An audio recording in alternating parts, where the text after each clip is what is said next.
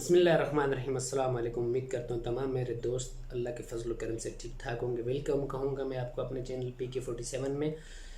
तो दोस्तों बहुत ज़्यादा दो चीज़ों पे बात हो रही है, बहुत ज़्यादा दो चीज़ों पे मेरे दोस्त मुझे मैसेज कर रहे हैं। एक number 1 out pass, number 2 new visa in quarantine.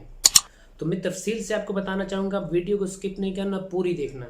आप वीडियो पूरी नहीं देखते हो फिर आपको समझ में नहीं आती है, और पूरी वीडियो को देखो। मैं आज एक और भी आपकी आसानी के लिए एक और काम कर रहा हूँ। मैंने सोचा है कि मैं अभी एक ग्रुप बनाना चाह रहा हूँ। देखें, फेसबुक पे आप मुझे ज्वाइन कर सकते हैं, सही है। फेसबुक पे मेरा एक पेज है, पैराडाइज कश्मीर 47 नाम उसका, ठीक है। वहाँ पे आप मुझे ज्वाइन कर सकते हैं। अभी PK47 के नाम से मैं एक व्हाट्सअप ग्रुप बना रहा हूँ। आप मुझे वहाँ पे मैसेज कर सकते हैं। वो व्हाट्सअप ग्रुप का जो लिंक होगा मैं फर्स्ट कमेंट में डाल देता हूँ। तो फर्स्ट ऑफ ऑल हम बात करेंगे आउट पास इंशाल्लाह खुलने वाले हैं, वो मैं अभी आपको बताऊंगा मैंने क्या प्रोसीजर देख के आया हूँ, क्या पता करके आया हूँ। सबसे पहले बात करूँगा न्यू वीज़ा के बारे में। भाई न्यू वीज़ा नहीं ओपन हुआ, कोई न्यू वीज़ा भी ओपन नहीं हुआ। जब तक कि ये कोरोना वायरस का मामला खलास नहीं होता, ख़त्म नहीं होता, तब तक कोई वीज़ा ओपन होने वाला नहीं है।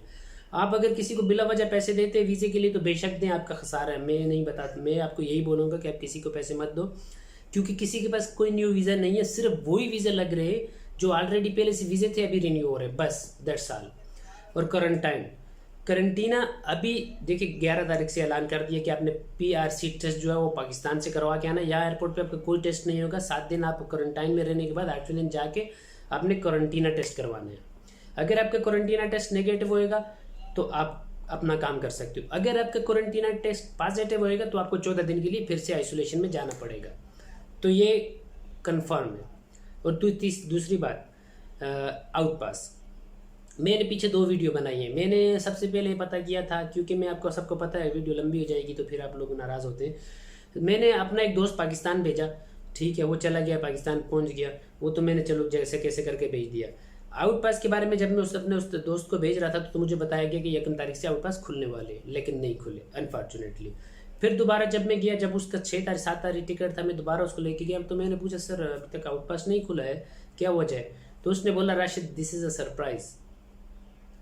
तो बोलने का मकसद ये है कि ये एक सरप्राइज़ के तौर पे खुलेगा, अचानक खुलेगा। आप सब लोगों को इंशाल्लाह आप मेरा व्हाट्सअप ग्रुप ज्वाइन करें और ये चैनल सब्सक्राइब कर लें, क्योंकि मैं तमाम अपडेट्स इसमें डाल देता हूँ आप लोगों के लिए। और अगर आपने घंटी का बटन नहीं दबाया तो दबा ले, ताकि तमाम अपडेट्स आप तक सबसे पहुँचती रहें। तो मैं अभी आपको बताऊँगा आउट पास कब खुलने वाले।